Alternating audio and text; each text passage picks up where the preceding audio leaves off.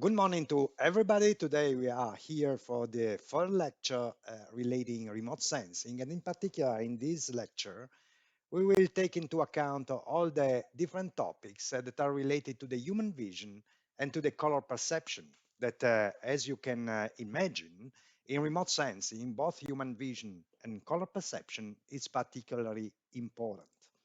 All right. The region of the electromagnetic spectrum with wavelengths between zero point 0.4 and zero point 0.5 microns corresponds, as we all know, to the domain of the visible. That is the energy where human vision operates and that our brain translates as colorimetric information, therefore the colors. Considering that the human eye represents the acquisition tool par excellence and that the man operator and the man interpreter cover a considerable role in the analysis of remote sensing data, the importance of dealing with the essential aspects of the mechanisms of vision to which the quantities used in colorimetry are also connected. Quantities that are then found also in the techniques of processing and representation of the same data. For example, the final print that reproduces a real scene is still and always a representation, although to the eye it appears absolutely faithful to the scene created by the rules of colorimetry. When we are facing the characteristic of the human eye, we need to introduce the fact that the eye-brain system represents the basic scheme for each remote sensing instrumentation. So it's a sort of example to which all the different sensor, the artificial sensor, for example, the camera that we are using on our mobile phones, try to simulate this mechanism in order to acquire images and data that are similar to whose data we are actually observing with our eyes in order to make more easier the interpretation of this kind of data when just looking at this data. The human eyes is characterized by the presence of a lens, crystalline, that acts as a lens, while the iris controls the luminous flux entering through the pupil, and therefore plays the role of the diaphragm in the digital camera. So it's a membrane that is able to change the flux of energy that is insiding over our eye. It is interesting to note that the optical axis and the view axis do not coincide. In particular, the latter falls into an area of the well-delimited retina, a dimple called fovea, which covers in the mechanism of vision a very particular role. The retina, which has a membrane structure rich in blood vessels, from which the name derives, has the same function in the eye as the photosensitive sensor in a camera, in a digital camera, of course, and the observed scene that will be projected on a reduced scale and turned upside down, then sent to the brain in the form of nerve signals. And in order to better understand these things here, we can have a look of this figure.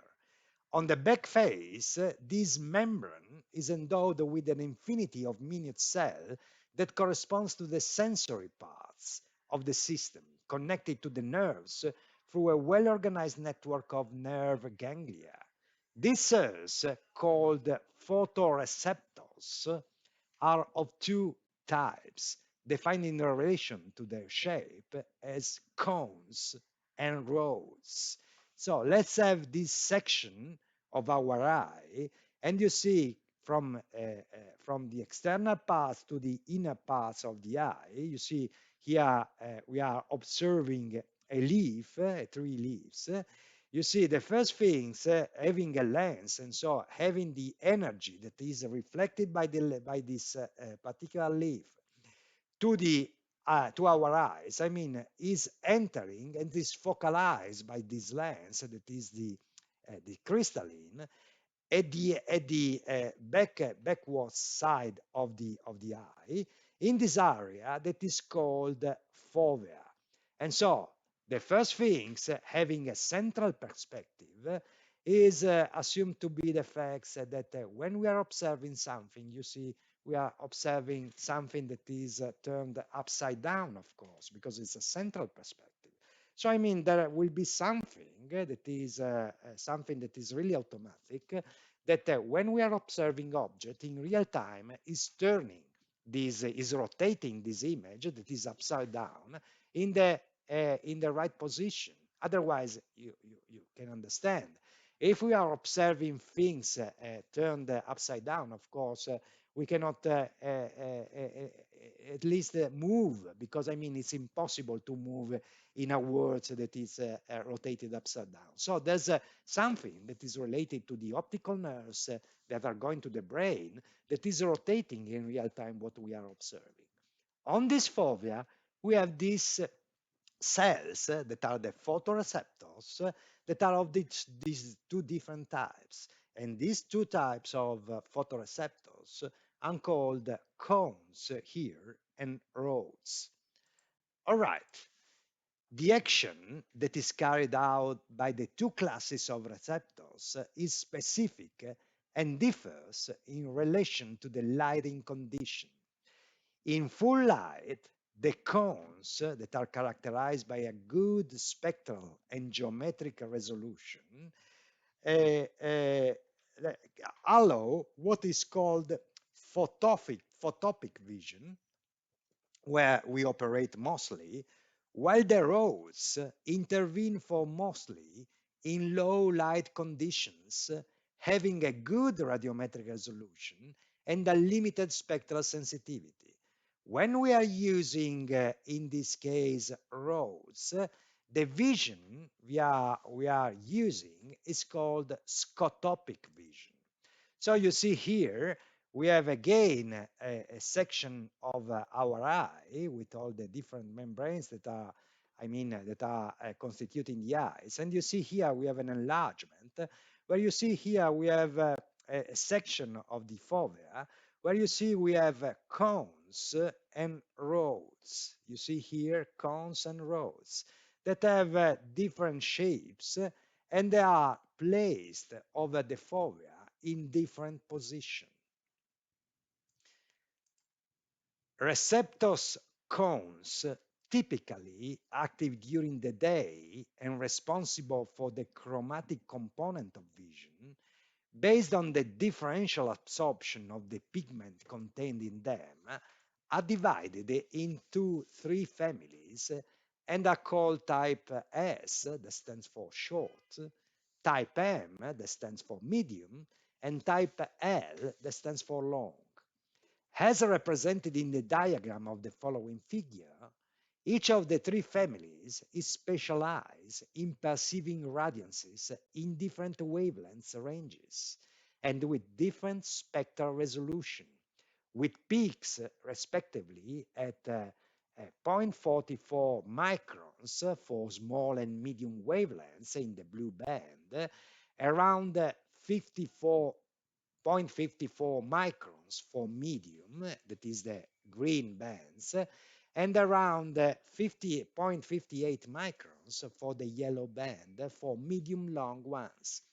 As shown in the diagram, each of the three families is specialized in perceiving radiances in different wavelengths, and they are ranging again from these different things. So you see here that these three different perceptors that are called blue, green, and red, so the short, medium, and large, you see in this diagram the sensitivity that we have in the y-axis versus the wavelengths that of course are ranging between zero point 0.4 to zero point 0.7, that is all the visible, you see that these three receptors have a different sensitivity.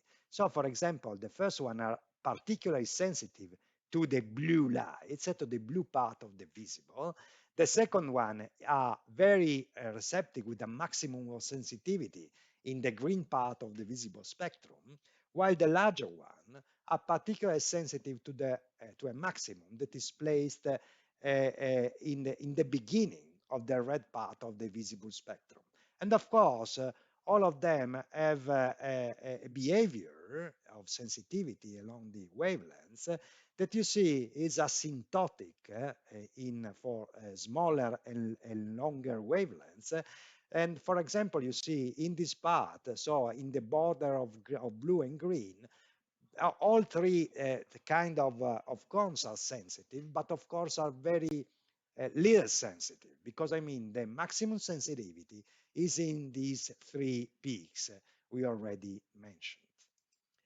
All right, the value composed of the three different sensitivity portions produces the global average spectral sensitivity diagram of the human eye during photopic vision, as shown in the following figure.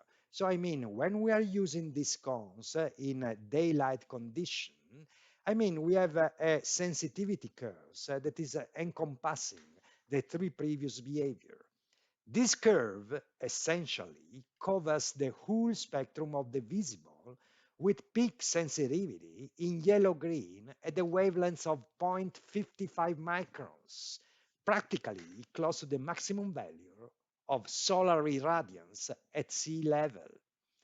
So let's see this curve. You see here, this is the photopic, the red one, and you see that our eyes is particularly sensitive to this with peak in this yellow-orange dominant that is centered in 0.55 microns.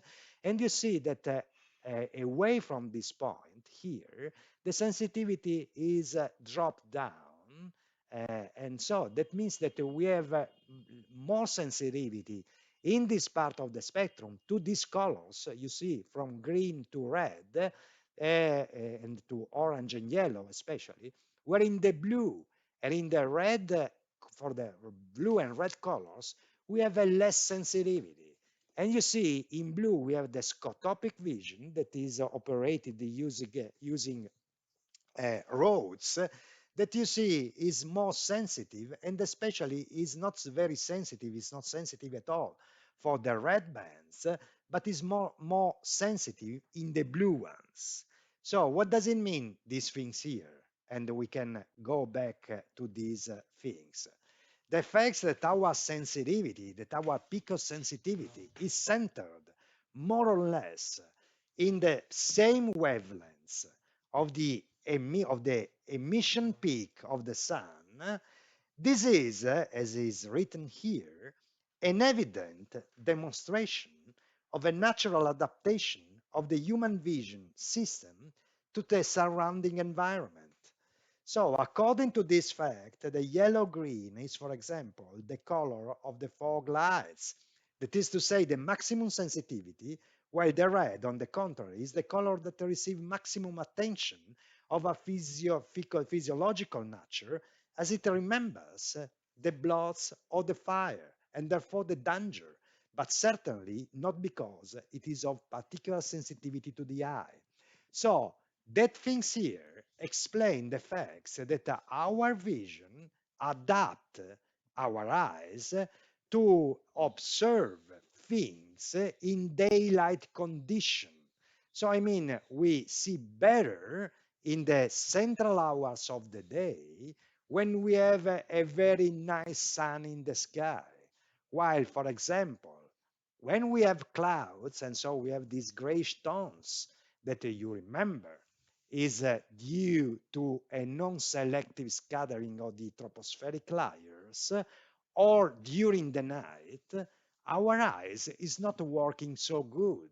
It's not working when we have, for example, fog, very good, and it's not working at all during the night, because if we don't have any external source of energy, so any external lights, during the night, our eye, of course, is not seeing anything. All right, so you see here that we have these two different curves that show the sensitivity of the human eyes when we are using photopic or scotopic vision. All right, in the same figures, it's also represented the trend of this scotopic vision when the rods are used. And this kind of vision is active, especially in condition of darkness, you see here. For this reason, for example, the lights of airport runways or emergency vehicles are blue-violet. Why that? Because during night, our sensitivity is greater in these bands, in the blue bands, and so observing blue lights for us during the night is better because we have more sensitivity and we can see these things better. All right, a very particular situation is that of dusk or dawn, when the two types of vision, photopic and scotopic, partially overlap, without either of them having the upper hand, making the vision particularly difficult. So in this particular situation, dusk or dawn, you see that it's not very easy to observe with our eyes. The displacement that is observed in the maximum of the two curves, passing from the photopic vision to the scotopic one, is also known as the Purkinje effects. It is very interesting to note that the distribution of cones and rows on the retina is not uniform, but specific and with a variable density. The cones being appointed to a vision of precision, where the detail to be explored appears to be well lit and therefore also reaching chromatic information, as in the diurnal vision, mostly occupy the area of the fovea that are coinciding with the view axis, which subtends about 2 degrees of the central portion and thin out towards the periphery. Their dimensions vary according to their position, up to the values of 1 micron for those located in the fovea, which corresponds to a geometrically limited resolving power of 1000 line 4 millimeters. That is really a lot. So a very good resolving power, able to see very small details. A respectable capacity comparable with the best available optical systems, but still less than that of a bird of prey that reaches a resolving power up to 3-4 times higher. But of course, it depends by different animals. The rows, instead, responsible for the achromatic vision, are distributed starting from the edges of the fovea, thickening towards the periphery of the retina up to a maximum density at the limit of the visual field of the eye. This explained why, for the purpose of a better observation of objects in full darkness, for example, the dim light of the stars, after the necessary initial adaptation, the peripheral part of the retina is preferably used, the so-called tail of the eye, and turn the head slightly with respect to the normal view axis. This is to avoid using the central part of the fovea, where all intents and purposes there is a total absence of roads, a real blind hole for night vision. And you see here that is in this figure, we have the representation, especially in this part of the figure, where you see that all the cones are in the central part. So I mean, this is typical when you are paying attention to a particular object. So it's something that is related to the visual angle of observation, that is related to the fact that if you are zooming in, so you are, for example, reading or paying attention to a particular object, you are using cones because the angle in which you are embracing your target is very small. And so you are using photopic vision. While when there's a very small light, you are trying to open your eyes. That means that you are enlarging the angle of vision in order to have as much as energy coming to your eyes. In this way, you are using rods.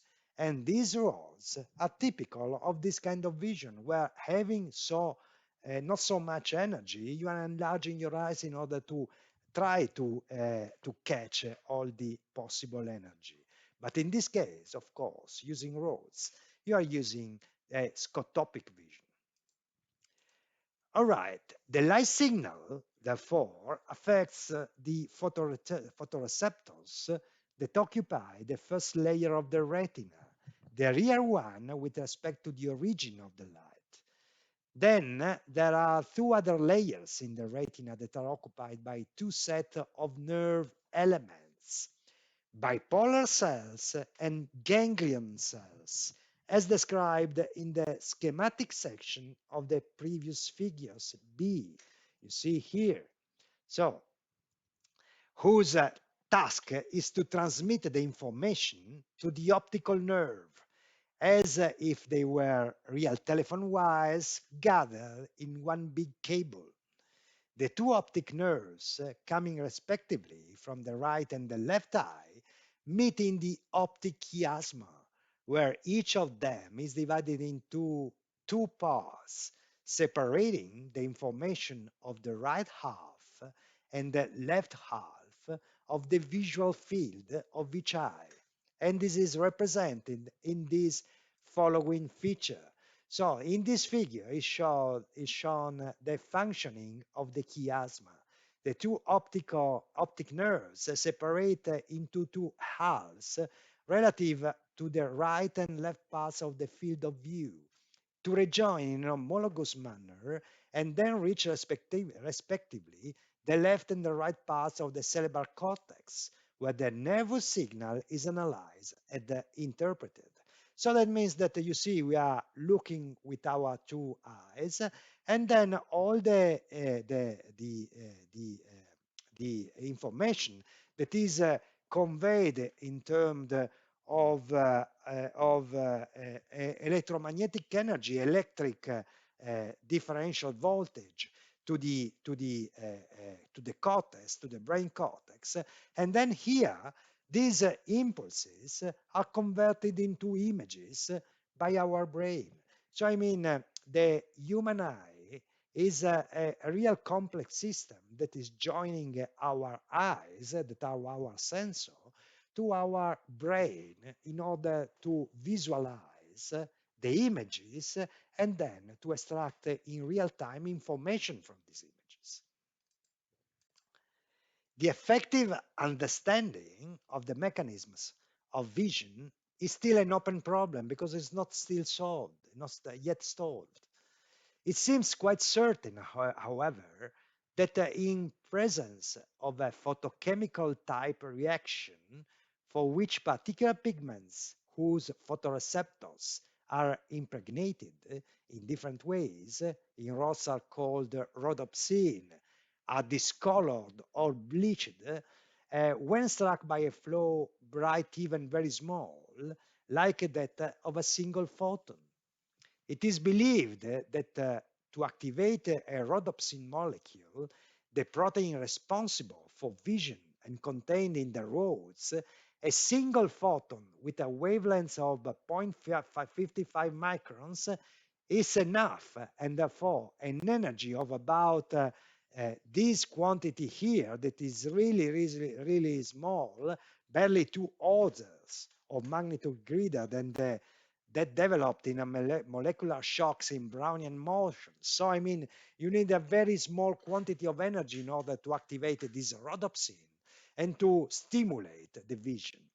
During this widening process, the pigments, which are continuously regenerated, produce chemical substances capable of stimulating the nerve endings and therefore on transmitting qualitative and quantitative information such as spectral and luminous intensity through nerve impulses at increasing frequencies. In conclusion, while the structural and functional wonders of the eye never cease to amaze, its limits are well known and can be summarized in some points. Because till now we saw how great is the functioning of our eyes and how well is working.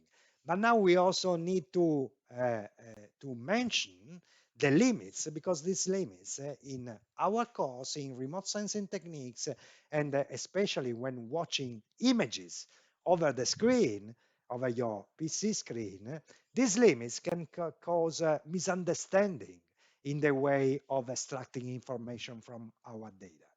And which are these limits? The first one is that the sensitivity of the retina is, of course, confined to a very small part of the electromagnetic spectrum. Although very significant for the surrounding environment, in the visible range, of course, and varies according to the wavelengths with a peak around, as we mentioned before, 0.55 microns, that is a dominant that stay in the yellow-green color, and from person to person. Furthermore, the human eye is able on average to distinguish some millions of different colors, but only a couple of hundreds of grays, as long as the latter are arranged contiguously. Otherwise, its capacity is reduced to a few dozen samples. So that means that, the first very big limit is the fact that, our spectral sensitivity is limited to the visible, to zero point 0.4 to 0.7 microns. But we can see an infinite number of colors, of course, because if I'm seeing a colors, I can truly say that is a colors. But when I have a bunch of colors to see all together, the capacity of our eyes is strongly reduced. Is strongly reduced by the facts that for example, when we have different tones of blues, or different tones of reds, we cannot understand simply viewing these colors if they are different from one from the other. So this is a problem, and this is also true for the gray tones.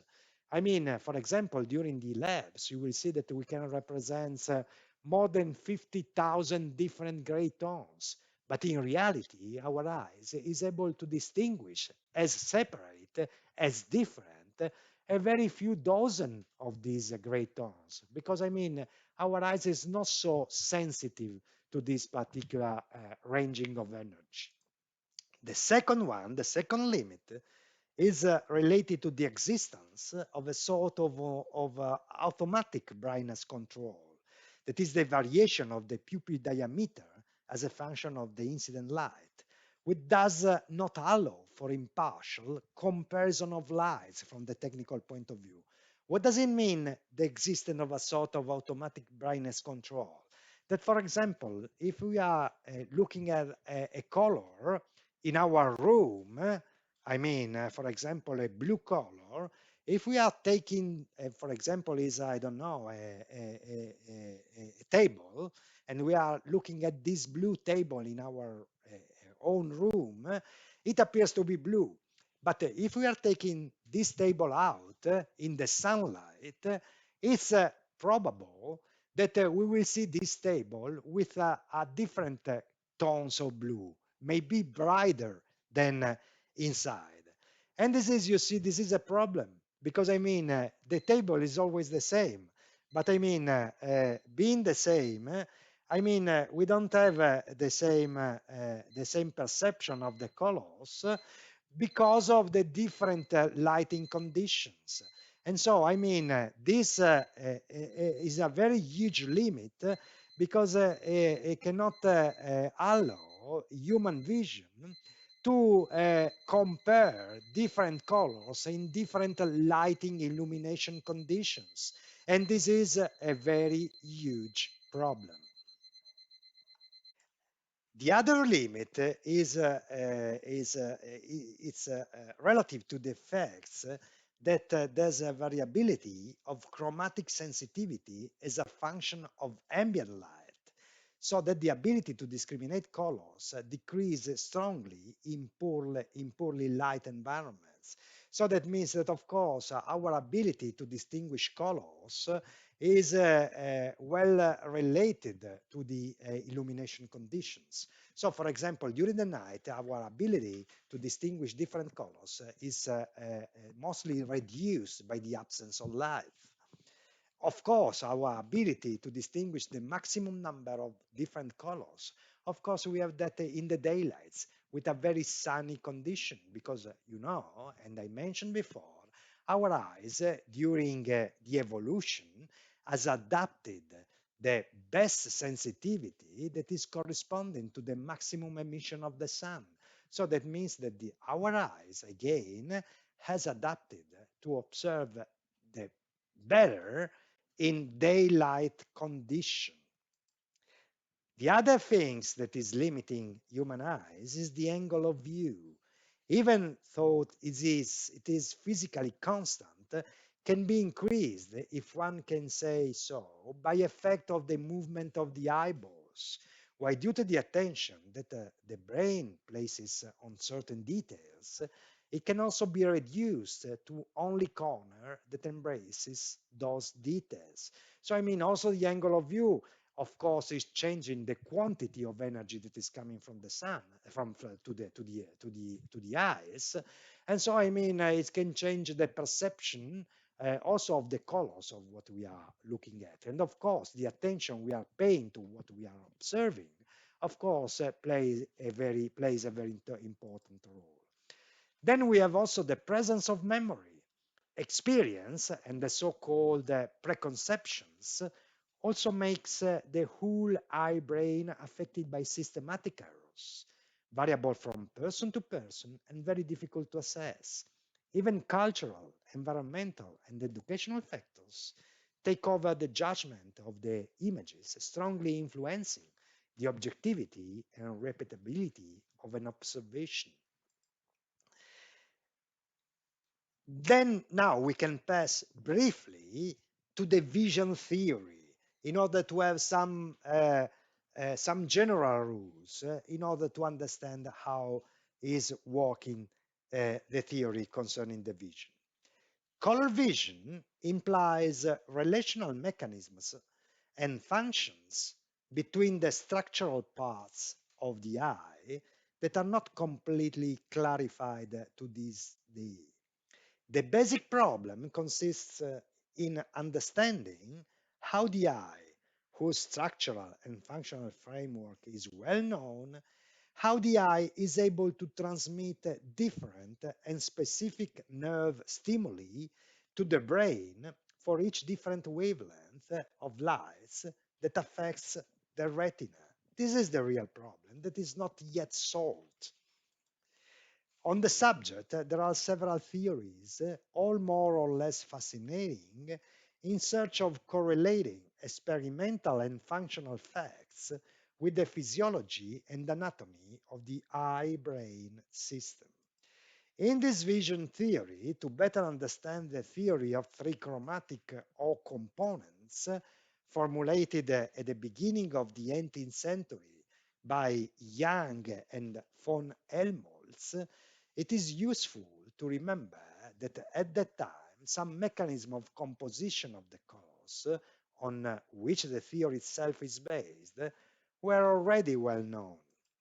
In particular, it was known experimentally that, starting from three very precise starting colors, blue, green, and red, you see here in bold, an infinity of other colors could be created, including the white. All this simply by modulating the power of three light beams related to the basic colors, which are therefore defined as primary colors by addition. And we have this following table that is very important. So considering that we have three primary colors that are already well known by all of you because this is based on the video functioning of our PC or the television that are blue, green, and red, that in inverse order, using the initial letter in English, give the system RGB, red, green, and blue. I mean, if we have this color combination, we can define as we I all uh, I will also explain to you during, if I'm not wrong, the second labs. In this additive synthesis, so mixing these three primary, if we are mixing a couple of primaries, we can have what is called the complementary color. So if we are mixing blue and green, we have as a result a color that is called cyan, because it's a sort of pale blue. If we are mixing blue and red, we have as a result this color that is called magenta, and magenta is a sort of violet. While if we are missing green and red, the result is the yellow. If we are missing all the three primaries in the maximum quantity, we'll have as a result a white.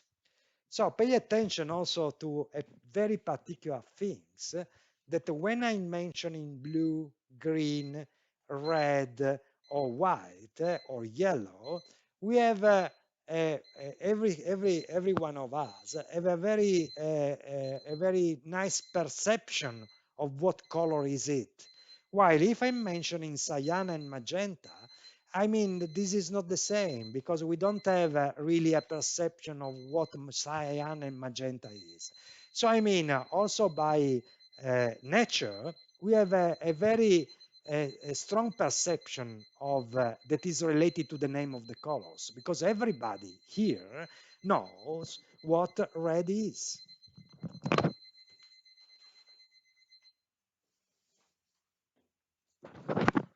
This is the additive synthesis, but we also can use the subtractive synthesis. That means that the subtractive synthesis is using white as a basis, having mentioned that the white is the sum of the three principal colors, these things here. So if the white that is R plus G plus B, we are subtracting the red, the results will be B plus G, but B plus G is equal to cyan here. If from white we are subtracting the green, the results will be red plus blue, that is these things here, magenta. If from white we are subtracting blue, what we will give back is green plus red, that is of course yellow. If from the white we are subtracting all the three principles, the results will be black, of course. Why we are using these two different systems? We are using, for example, the RGB system when we are using, for example, our PC, the television, a camera, and whatever. Why we are using subtractive systems when, for example, we are using as basis white. And which is the example? Of course, there are printers, plotters. The fact that we are printing over a white support, that means that we cannot use as primary color the blue, green, and red, but we need to use the complementary colors. Because if from the white I'm subtracting the cyan, the results will be the red. So I mean, in order to have the red, I have to put on the white or subtract to the white the cyan. And this is why, for example, in the printer and the plotter, you don't have the color, the primary colors, but you have the cartridge that are representing cyan, magenta, yellow, and black. And this is for this reason, because this kind of output devices, printing of a whitish piece of paper or supports need to work with complementary colors. If on the one hand, the trichromatic model is able to explain some experimental facts, such as, for example, side effects in red and green, not with the generic term of color blindness, and the production of complementary colors due to selective retinal fatigue. On the other hand, it fails to explain other phenomena, such as the effect of persistence of colors and relative contrasts. However, even if incomplete, the model of Young-Helmholtz, and this is the theory that we are based our perception of colors, for example, with the human eyes, has from its simplicity the reference according to which the human eye is able to incorporate all the wide range of colors, or rather their sensations, what I mentioned before, the fact that for red and yellow and blue, for example, we have an inner sensation, while, for example, for magenta, I don't have any sensation. I need to see the magenta in order to understand that it is magenta. While for the blue, I perfectly know without seeing the blue, which is the sensation that will cause to me. Through activation of these three photoreceptors sensitive to the three fundamental colors, blue, green, and red. Therefore, and this is very important, it is sufficient to recall the practical usefulness of these principles on which the most common techniques of visualization of images are founded, be they television or projective additive synthesis that are using additive synthesis, or the same photographic or printing processes that are using, as I mentioned before, subtractive combination. Of course, just ending this lecture, if you try to quickly grab an object, place a short distance away, keeping one eye closed, you will hardly succeed at the first attempt. You can try to do that. In fact, looking at only one eye, there is no sense of relief that allows us to accurately assess the distances and the shape of objects. If you look at an object closely, closing one eye and first and the other, you will get the impression that the object is moving.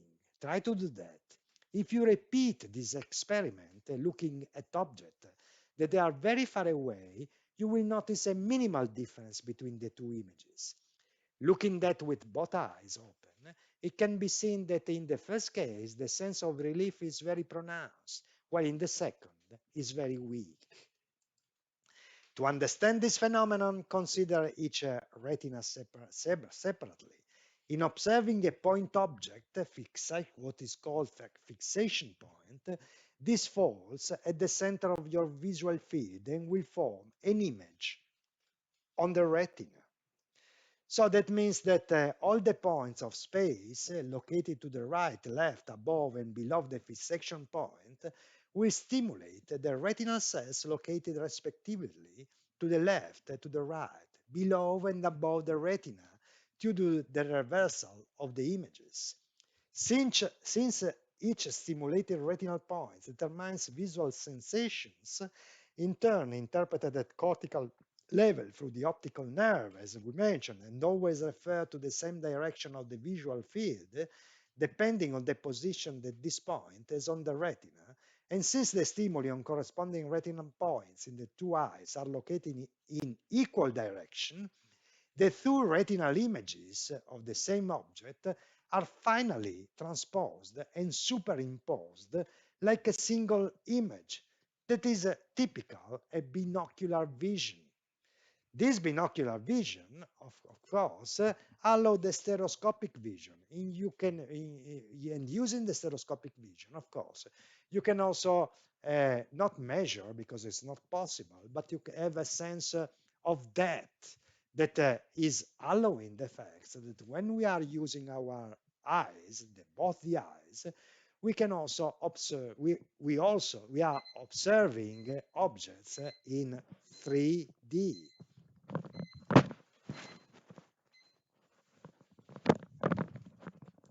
However, since the two eyes are at a mutual distance of about 7 centimeters, the observation of objects too far away is carried out from a slightly different point of view. The resulting retinal images will not therefore be perfectly equal at these slight perspective variations that are the basis of the sense of depth. That is, in other terms, the stereoscopic sense. So I mean, closing these topics, the fact that we have two eyes allows us to observe in stereoscopy. So we are observing scene in a 3D mode.